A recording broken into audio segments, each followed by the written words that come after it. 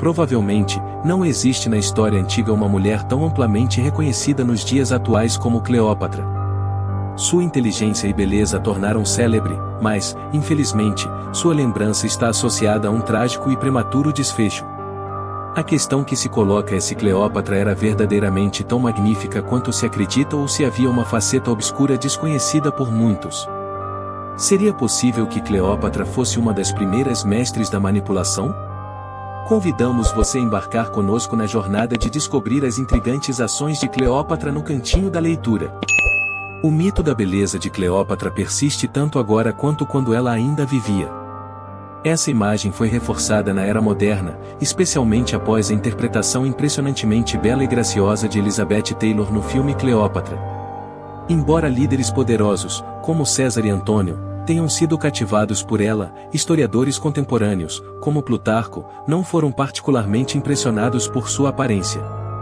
Em seu livro O Vida de Antônio, publicado em 75 d.C., ele afirmou que sua verdadeira beleza não era tão extraordinária a ponto de não ter comparação, ou que ninguém pudesse ser afetado ao vê-la, mas o impacto de sua presença era irresistível. O caráter que permeava tudo o que ela dizia ou fazia era encantador. É evidente que sua influência ultrapassava a mera atração física. O carisma de Cleópatra derivava mais de sua mente do que de sua beleza. Ela era uma ávida estudiosa de disciplinas como matemática, medicina, alquimia, economia, história e geografia, abraçando praticamente todas as disciplinas que muitos poderiam negligenciar na universidade. Multilingue, ela dominava 9 idiomas e possuía habilidades notáveis para controlar as situações.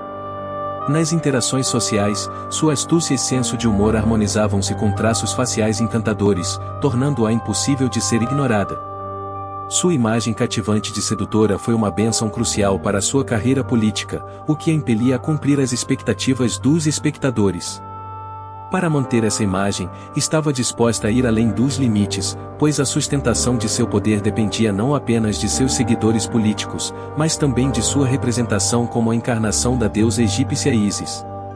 Além de sua habilidade política, Cleópatra demonstrava excelência como administradora, ao contrário de seus irmãos, o que contribuiu para sua popularidade e consolidação como divindade. Infelizmente, ela estava plenamente consciente da importância de manter sua divindade na esfera real, e a preservação de sua imagem celestial era vital. Cleópatra, versada em alquimia, uma pseudociência anterior à química, possuía uma fábrica de perfumes próxima ao Mar Morto, em Engedi. Acreditava que seus perfumes tinham propriedades de controle mental, utilizando-os como instrumento de persuasão. Quando se tratava de cuidados com a pele, não poupava esforços. Ao examinar sua lista de amantes, percebe-se uma preferência por homens mais velhos e poderosos, talvez indicando algum receio do envelhecimento. Botox e cirurgia plástica não eram opções no Egito do primeiro século a.C., mas as vantagens de ser rainha ofereciam seus próprios recursos. Assim como muitas rainhas da história, Cleópatra adotava rituais de beleza notavelmente elaborados, superando as expectativas da maioria. Segundo a lenda, seu banho consistia no leite de 700 jumentas em lactação, um luxo que até mesmo os bilionários modernos teriam dificuldade em replicar. Embora possa parecer exagerado, o uso de leite de jumenta para banhos era considerado rejuvenescedor na antiguidade. Cleópatra, ao se autodenominar a nova Ísis, buscava consolidar sua autoridade, alinhando-se com a influência crescente da deusa Ísis no Antigo Egito. Apesar de não ter raízes nos antigos reinos egípcios e não ser egípcia, sua estratégia de se autoproclamar como a personificação da deusa na terra surtiu efeito, sendo adorada e reverenciada por seus súditos. Uma ironia, considerando que era membro da dinastia Ptolomaica, descendente dos generais de Alexandre, em particular, um homem chamado Ptolemeu I. Isso implica que não apenas tinham origens gregas, mas também utilizavam a língua grega e adotavam os costumes gregos. Os Ptolomeus dominaram o Egito por 300 anos, começando com a entrega da nação a Ptolemeu e após a morte de Alexandre em 323 a.C. A ascensão ao poder foi desafiadora para Cleópatra, uma vez que era mulher e talvez tenha sido a primeira governante ptolomaica a aprender e falar a língua egípcia, o copta, além dos idiomas das regiões circunvizinhas. Sua representação como Ísis, embora arrogante, revelou-se um golpe de genialidade para ganhar aceitação entre seus súditos. Durante o governo dos Ptolomeus, pouco interesse era dedicado à cultura ou religião egípcias, e eles se isolavam em Alexandria. A cidade era, durante esse período, uma espécie de Xenaton do Egito Antigo, mas com uma influência grega mais proeminente. A autodeclaração como deusa era ousada, mesmo para Cleópatra. Apesar de a dinastia ptolomaica não adotar as práticas religiosas e costumes locais, a ideia de ter apenas 2 avós em vez de 16 parecia atraente. Quando sua mãe morreu em circunstâncias misteriosas aos 14 anos, Cleópatra foi nomeada regente co-governante por seu pai, Ptolemeu XII. Ela governou ao lado dele por 4 anos, aprendendo as habilidades da regência na prática. No entanto, o testamento de Ptolemeu XII colocou Cleópatra em uma posição delicada após sua morte. Foi sugerido que ela se casasse com seu irmão de 10 anos para compartilhar o trono, mas desde o início, Cleópatra deixou claro que não pretendia dividir o poder com ele. Isso era inédito, pois as rainhas eram esperadas para se submeterem aos seus equivalentes masculinos no Antigo Egito. Cleópatra assegurou-se de remover o nome de Ptolemeu XIII de documentos oficiais, e apenas sua imagem aparecia nas moedas cunhadas durante o reinado deles. No entanto, ao se aliar aos sírios em conflito com o exército romano, ela provocou a ira de Roma. A cidade se uniu a Ptolemeu XIII e o ajudou a depor Cleópatra.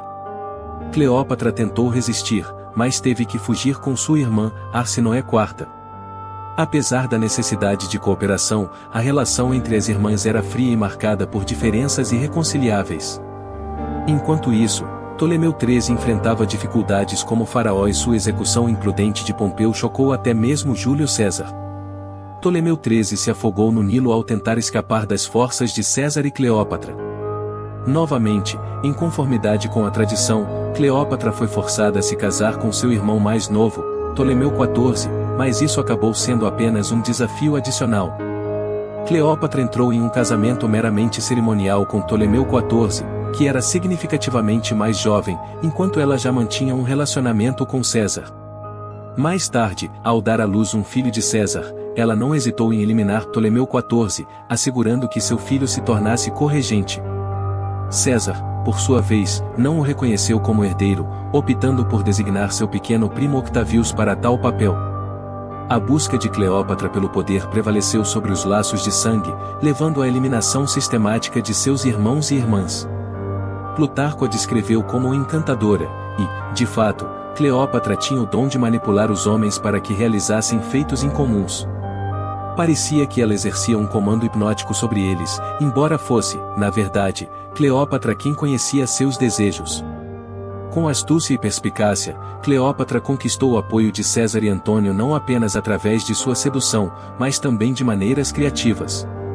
Ela surpreendeu César ao se apresentar escondida dentro de um tapete, enquanto Antônio teve seu primeiro vislumbre dela vestida como a deusa do amor, Afrodite. Essa astúcia permitiu que ela ganhasse o controle sobre esses homens poderosos em um instante. Sua teia de atrativos era tão envolvente que ela conseguia manipulá-los conforme sua vontade.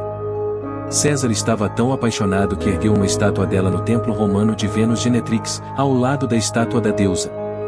Embora os romanos não considerassem seus líderes como deuses, como os egípcios faziam, César desafiou as convenções ao fazê-lo.